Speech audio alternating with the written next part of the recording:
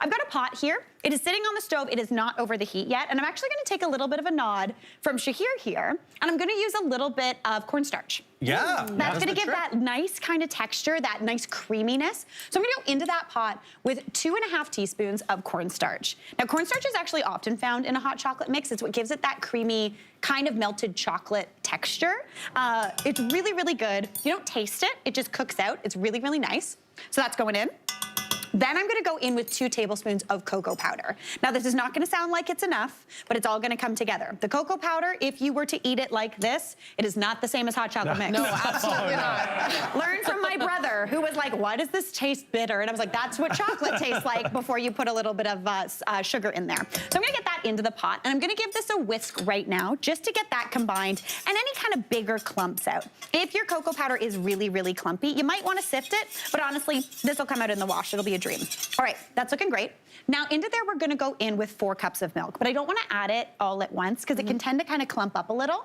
So I've got the 4 cups here. I'm just gonna add in a splash, just about half a cup, just to kind of make basically a slurry. If you've ever made gravy before, oftentimes you'll make a slurry to add into the pan drippings. You wanna mix, like we said earlier, cornstarch with a cold liquid. If you mix it into a hot liquid, it basically becomes cornstarch dumplings. Yes. It's never going to dissolve. Yes. You're just gonna have like a chewy and then dry little dumpling, and we don't want that. So get that nice and whisked together. And already this smells really delicious. Now I'm gonna pop the heat on. And I want that to go over medium heat. I'm gonna go in though with the rest of my milk, so that's a total of that 4 cups of milk. And then in addition to the milk, just because it's the holiday season and in my house, hot chocolate isn't a thing unless there's some cream in there. I'm going in with half a cup of cream, and we're doing, Alex Page. 35%. 35%, yes. You gotta do it. If you don't have 35% cream, you could do more milk, you could use coffee cream, but this does give it a really nice rich texture. So I'm gonna let that simmer for about, I would say, 4 to 5 minutes over medium heat, just until it thickens up. Once that's thick, you're gonna get something that looks like this. Now you wanna remove it from the heat. It's creamy, it's a little bit thicker.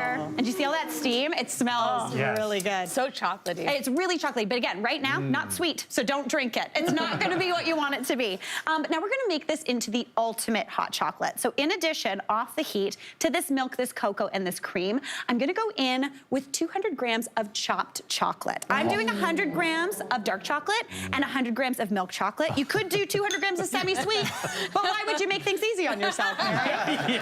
I like the mixture, I like the creaminess that milk chocolate brings. So I've added that in, and I'm not gonna stir it. I'm also gonna go in with 1.5 teaspoons of vanilla extract. Now again, off the heat. If you put it in on the heat, the vanilla can really cook off quickly because it's actually kind of got a little bit of alcohol in it. Right. So it really quickly cooks off. So just do it off the heat and it'll stay nice and vanilla-y. So I am just gonna let that sit just for about, I would say, 2 minutes until that chocolate melts. Then we'll give it a whisk together. Now, while that melts together, I gotta get to work on those spiced nuts. I love a spiced nut. Crunchy. Crunchy, sweet, savory. You can do anything you want. It's so good. There was this vendor in Montreal at the Atwater Market. He's still there. He makes really good spiced nuts. He's my guy. Anytime I'm in Montreal, if anybody needs nuts, I'm your girl. Okay. I've got my guy. I love him so much. And he used to do these curried cashews that were out of control. He doesn't do them anymore, but I miss them so much that I had to figure out a way to make them. So we're gonna make kind of those today with a little bit of a holiday twist. So I've got a bowl here, and into there I'm gonna go in with 1 cup of powdered sugar. This is what's gonna give that kind of glaze, that crispy glaze on the outside. Like that. It's really nice. It makes them so addictive. So addictive. Can't put them down. No, and making them yourself, way cheaper than buying them already done. Oh, yeah. So it's okay that you're gonna eat like 4 cups of nuts in a day.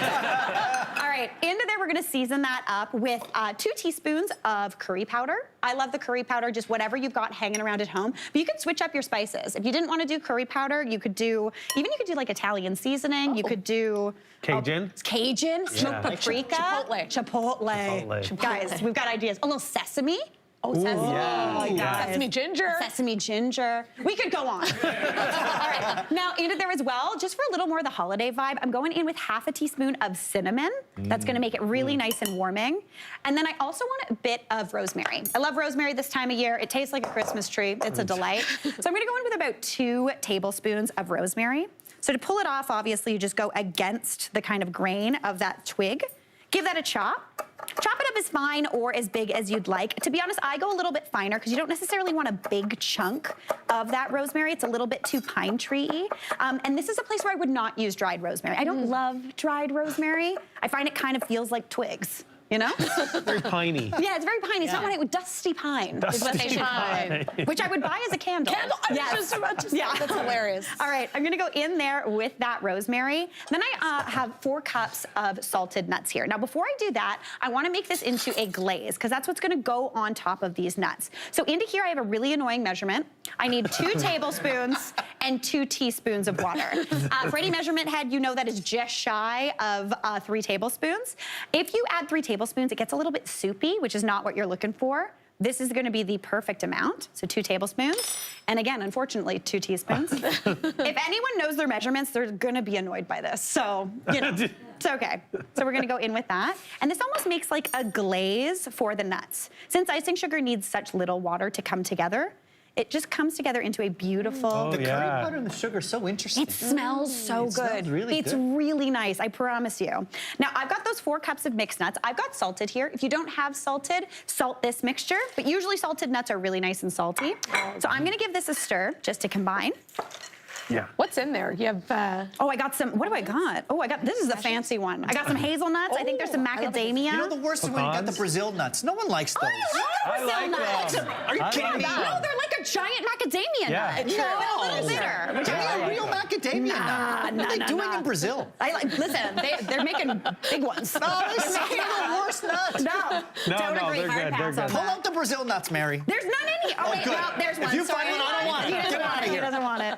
All right, I'm gonna go on to a parchment lined sheet looks pan. great. They look good. They're really Just good. as is right now. They yeah. mix together so beautifully. Spread them out into a nice even layer. And I want those to go into a 350-degree oven for 12 to 14 minutes, just until they're a little bit dry looking. Once those are done, I let them cool, and you end up with these like shiny, beautiful, golden brown. Like so good. Sit here, can I get your hand? Can I get your hand?